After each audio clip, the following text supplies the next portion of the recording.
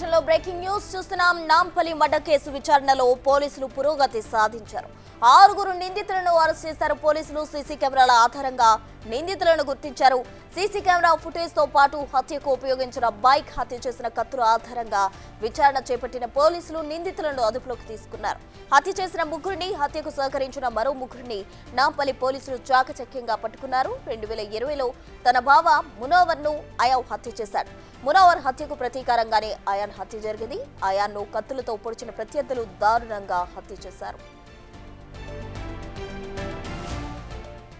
చాంద్రాయన్గుట్టకు చెందిన అయాన్ ఖురేషి ఓ కేసు నిమిత్తం నాంపల్లి కోర్టుకొచ్చాడు.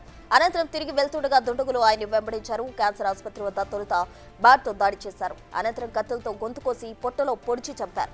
సమాచారం అందుకున్న నాంపల్లి పోలీసులు ఘటనా స్థలికి చేరుకుని దర్యాప్తు ప్రారంభించారు. మృతదేహాన్ని పోస్టుమార్టం నిమిత్తం ఉస్మానియా ఆసుపత్రికి తరలించారు. సగం కత్తి కడుపులోనే చిక్కుకుంది. హత్యకు ఉపయోగించిన కర్రలు, కత్తులు, 2 వీలర్ను నిందితులు అక్కడే వదిలి పరారయ్యారు.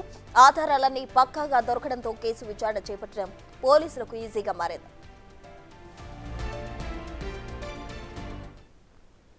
నాంపల్లి మర్డర్ కేసు విచారణలో పోలీసుల పురోగతికి సంబంధించి పూర్తి డీటెయిల్స్ మా ప్రతినిధి సాగర్ అందిస్తారు. సాగర్,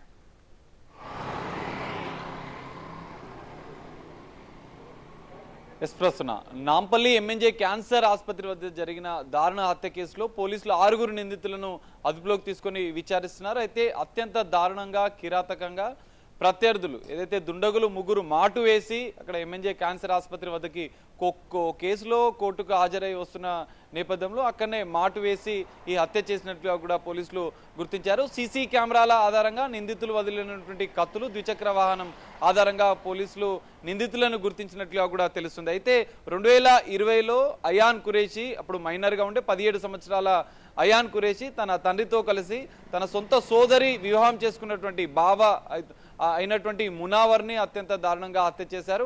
ఆ హత్య కేసులోనే అయాన్ ఖురేషి నాంపల్లి కోర్టుకు విచారణ నిమిత్తం హాజరై తన అడ్వకేట్ని కలిసి కొన్ని సాక్షులకు సంబంధించిన వివరాలను మాట్లాడి తిరిగి వస్తుండగా కూడా ఈ హత్య జరిగినట్లుగా కూడా పోలీసులు గుర్తించారు. అయితే నాంపల్లి కోర్టు వద్దనే వీరు ఏదో మునావర్కి సంబంధించినటువంటి కుటుంబ సభ్యులే ఈ హత్యకు పాల్పడ్డట్లుగా కూడా పోలీసులు ప్రాథమికంగా గుర్తించిన పరిస్థితి. అయితే గత కొన్ని రోజులుగా కూడా రెక్కి నిర్వహిస్తున్నారు. ఎందుకంటే మునావర్ హత్య చేసినటువంటి మునావర్ హత్య అంటే 2020లో మునావర్ని హత్య చేసినటువంటి నేపథ్యంలో ఆ కేసులోనే హాజరయ్యారు. ఆ కేసులో సాక్షులను బెదిరింపులకు పాల్పడుతున్నాడు అయాన్ ఖురేషి అన్న నేపథ్యంలోనే కూడా మునావర్ కుటుంబ సభ్యులు గత కొన్ని రోజులుగా రెక్కి నిర్వహించారు. అయాన్ ఖురేషిని ఎట్లయినా హతమార్చాలని ఒక పథకం ప్రకారం నాంపల్లి కోర్టుకు వస్తున్నట్లు ముందే తెలుసుకున్నారు.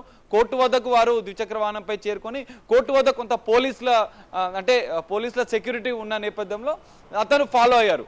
దాదాపు 2 కిలోమీటర్లు నాంపల్లి కోర్టు నుంచి ఎంఎన్జే క్యాన్సర్ ఆసుపత్రి 2 కిలోమీటర్ల దూరం వరకు వాళ్ళు వెళ్ళి అక్కడి నుంచి అదే రూట్లో వెళ్తున్నట్లుగా కూడా గుర్తించి అక్కడనే 3 వ్యక్తులు యాక్టివా పైన నిల్చొని అతను వస్తున్నటువంటి ద్విచక్ర వాహనంపై వస్తుండగా మొదట క్రికెట్ బ్యాట్తో అటాక్ చేశారు. క్రికెట్ బ్యాట్తో అటాక్ ఒక్కసారిగా కుప్పకూలిపోయినటువంటి అయాన్ ఖురేషి పైన మిగతా ఇద్దరు, ఒకరు కత్తితో గొంతుకొస్తుండగా మరో వ్యక్తి కడుపులో పొడుచుతున్నటువంటి దృశ్యాలు కూడా ఇవన్నీ కూడా సీసీ కెమెరాలో పూర్తిగా రికార్డ్ అయ్యి అత్యంత దారుణంగా దాదాపు చుట్టూ ఒక 50 మంది మిగతా వాహనదారులు కూడా చూస్తుండగా కేవలం 30 సెకండ్లలోనే ఈ హత్యకు సంబంధించినటువంటి ఉదంతం పూర్తిగా సీసీ కెమెరాలో కూడా రికార్డ్ అయిన పరిస్థితి. వెంటనే అతను గొంతు కోసిన అనంతరం ఇక హత్య అంటే పూర్తిగా తను చనిపోయాడని ద్విచక్ర వాహనాన్ని కూడా వాళ్ళు వెంటనే పరారయ్యే ప్రయత్నం చేశారు. పక్కనే ఉన్నటువంటి గల్లీల నుంచి వాళ్ళంతా పరారయ్యారు. ఈ మొత్తం దృశ్యాలు కూడా సీసీ కెమెరాల్లో రికార్డ్ అయ్యి క్షణాల్లోనే అత్యంత దారుణంగా నడి రోడ్డు మీద ఇంత దారుణంగా హత్య చేసినటువంటి నేపథ్యంలో పోలీసులు వెంటనే క్లూస్ టీంతో పాటుగా డాగ్ స్క్వాడ్